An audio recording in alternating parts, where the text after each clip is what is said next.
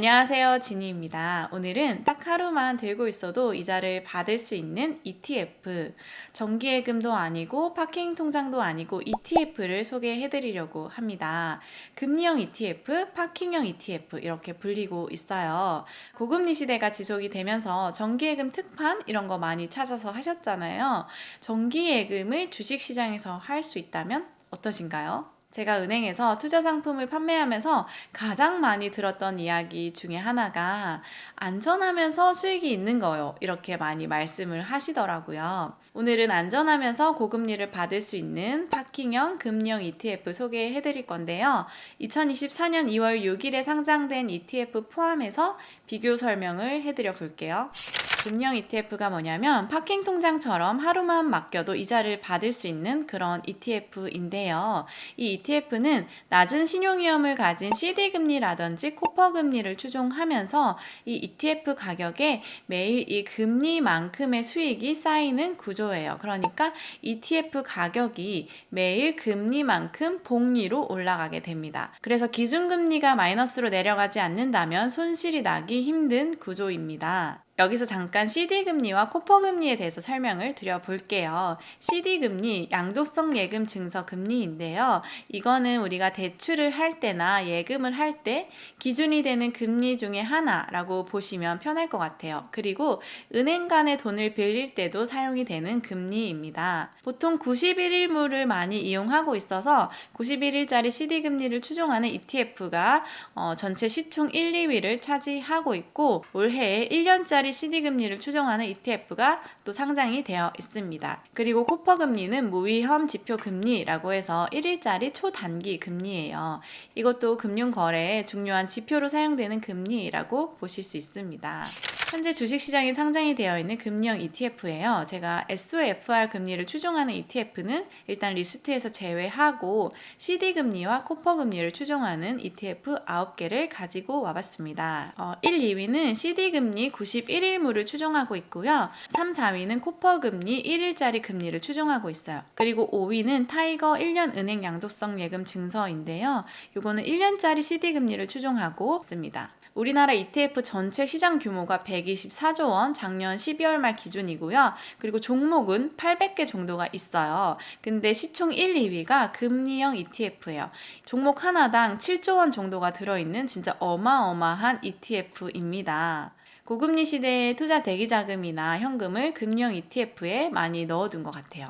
추종하는 3개의 금리를 비교해보면요. 코퍼금리, 91일물 CD, 1년물 CD 이렇게 비교를 해보면 1년물 금리가 평균적으로는 가장 높게 형성이 되어 있는 것을 볼 수가 있어요. 만기가 길어지면 그만큼 불확실성이 크기 때문에 단기물보다는 장기물이 금리가 보통 높게 형성이 되어 있어요. 보통 친구가 하루만 돈 빌려줄래? 이거랑 1년만 돈 빌려줘. 이거랑은 좀 다르잖아요. 그래서 1년짜리 금리가 좀 높게 형성이 되어 있습니다. 그럼 금리형 ETF를 선택할 때 어떤 기준으로 선택을 해야 될까요? 먼저 첫 번째는 금리가 높은 거, 그리고 두 번째는 같은 금리를 추종을 한다면 비용을 최소화해야겠죠? 제가 정리한 표를 보면서 설명을 한번 드려볼게요. 순서는 시가총액별로 나와 있고요. 원래는 타이거 CD 금리 투자가 항상 시총 1위였는데 얼마 전에 코덱스 CD 금리 액티브가 1위로 바뀌었어요. 그 이유를 한번 찾아보겠습니다. 보시면 추정 금리는 종목명에 거의 나와 있어요. 1, 2위는 CD금리 91일물을 추종하고 있어요. 요거의 총 보수를 보면요. 0.02, 0.03 이렇게 나와 있죠. 그리고 시총은 7조 4천억, 7조 1,700억 정도가 되고요. 1년 수익률은 CD금리 91일물을 추종하고 있기 때문에 비슷합니다. 가격은 코덱스는 100만원대, 타이거는 5만원대 이렇게 형성이 되어 있어요. 이것도 다 이유가 있는데 조금 어렵지만 한번 들어보시면요. ETF에서 거래 비용이 호가 스프레드를 의미하거든요. ETF 살 때 보면 한 틱이 5원 단위로 형성이 되어 있어요. 근데 ETF 가격이 5만원일 때랑 ETF 가격이 100만원일 때랑 비용이 많이 차이가 나겠죠. ETF의 순자산 가치가 있는데 우리가 살 때는 5원 단위로 사야 돼요. 그러니까 좀 차이가 날 수 있어요. 그래서 주당 가격이 100만 원일 때 거래 비용이 좀 낮아지고 실질 수익률이 좀 높아질 수가 있습니다. 그리고 IRP에서 우리가 투자를 할 때 70%는 위험자산, 30%는 안전자산에 투자를 해야 되는데 30%를 채울 수 있는 ETF가 코덱스 CD 금리 액티브입니다. 세 번째, 네 번째는 코퍼 금리를 추종하는 ETF니까 방금 제가 한 것처럼 한번 정지해 놓고 비교를 해보시면 좋을 것 같아요. 다섯 번째는 타이거 1년 은행 양도성 예금 증서인데요. CD 1년짜리를 추종하고 있고요. 총 보수가 0.05%, 좀 높죠. 아마 1년짜리 금리를 추종하다 보니까 그렇게 높게 형성이 된 것 같아요. 시총은 2,600억 정도가 돼요. 그리고 가격은 100만 원대로 형성이 되어 있어요. 100만 원에 상장을 하면서 거래 비용을 조금 낮추고자 했다라고 볼 수가 있고요. 이것도 IRP에서 30% 안전자산 비중을 채울 수가 있어요. 그러니까 IRP에 100% 투자가 가능한 거예요. 그런데 조금 전에 제가 단기채보다는 장기채 금리가 조금 더 높다, 1년짜리가 더 높게 형성이 되어 있다라고 했는데 실제로 보니까 지금 1년짜리 CD 금리가 조금 더 낮게 형성이 되어 있잖아요. 지금 그 이유가 현재 금리를 인하할 거라는 그런 예상 때문에 금리의 영향을 조금 더 많이 받는 장기채 금리가 조금 하락이 되어 있어요. 잠깐 동안 금리가 역전이 된 건지 한번 지켜보면서 판단을 해볼 필요가 있을 것 같고요. 지금 현재 상황에서는 1년짜리 금리는 크게 메리트가 없지만 장기적으로 봤을 때는 또 괜찮을 시기가 있을 테니까 관심 리스트에 두고 한번 지켜보는 게 좋을 것 같습니다. 그래서 현 시점에서 가장 메리트 있는 금리형 ETF는 코덱스 CD 금리 ETF라고 볼 수가 있겠습니다. 금리형 ETF랑 정기예금이랑 한번 비교를 해드릴게요. 파킹 통장보다는 조금 금리가 높고 정기예금이랑 비슷한 금리 수준을 유지하고 있기 때문에 한번 보시면 중도 환매 시에 예금은 이자를 못 받죠. 거의 못 받아요. 그런데 금리형 ETF는 하루만 가지고 있어도 이자를 받을 수가 있어요. 바로 매도만 하면 돼요. 만기 걱정이 없는 거죠. 그리고 금리는 정기예금은 기본금리에다가 우대금리를 얹어서 주죠. 달리로 적용이 돼요. 그런데 ETF 같은 경우에는 매일 고시되는 금리의 수익률을 1복리로 추종을 하고 있어요.